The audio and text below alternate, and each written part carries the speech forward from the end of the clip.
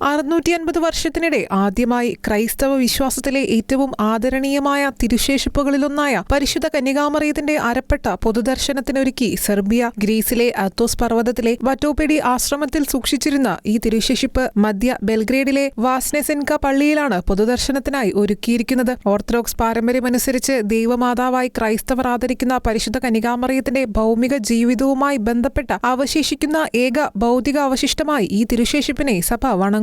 ഒട്ടകരോമം കൊണ്ടാണ് പരിശുദ്ധ കന്യകാമറിയത്തിന്റെ അമ്മയായ വിശുദ്ധ അന്ന ഇത് നെയ്തതെന്ന് പറയപ്പെടുന്നു. പരിശുദ്ധ കന്യകാമാതാവിന്റെ സ്വർഗാരോപണത്തിന് ശേഷം അപ്പോസ്തോലനായ വിശുദ്ധ തോമസിന് ഈ അരപ്പട്ട സ്വർഗാരോപണത്തിന്റെ അടയാളമായി ലഭിച്ചു. വാസ്നെസെൻക ദേവാലയത്തിൽ എത്തിച്ചേർന്ന സന്ദർശക നിര മൂലം മണിക്കൂറുകളോളം നീണ്ട ക്യൂവിന് ശേഷമാണ് തിരുശേഷിപ്പ് ദർശിക്കാൻ പലർക്കും സാധിച്ചത്. വിശ്വാസവും ചരിത്രവും ഇഴചേർന്ന തിരുശേഷിപ്പിന് സാക്ഷ്യം വഹിക്കാൻ വിശ്വാസികളും സഞ്ചാരികളും ഒരുപോലെ ദേവാലയത്തിലേക്ക് ഒഴുകുകയാണ്. കച്ചയുടെ പ്രദർശനം മധ്യകാല സെർബിയയുമായുള്ള അതിന്റെ ആഴത്തിലുള്ള ചരിത്രപരമായ ബന്ധത്തെയും എടുത്തു കാണിക്കുന്നു. യഥാർത്ഥ ആത്മീയ മൂല്യം തിരുശേഷിപ്പിലല്ല, മറിച്ച് വിശ്വാസികളുടെ വ്യക്തിപരമായ നിയോഗങ്ങൾക്കായുള്ള വിശ്വാസത്തിലും പ്രാർത്ഥനകളിലുമാണെന്ന് ദേവാലയ അധികൃതർ സെർബിയ.com പറഞ്ഞു. 2026 മെയ് 29 വരെയാണ് മധ്യ ബെൽഗ്രേഡിലെ വാസ്നെസെൻക ദേവാലയത്തിൽ അരപ്പട്ടയുടെ പ്രദർശനം നടക്കുക.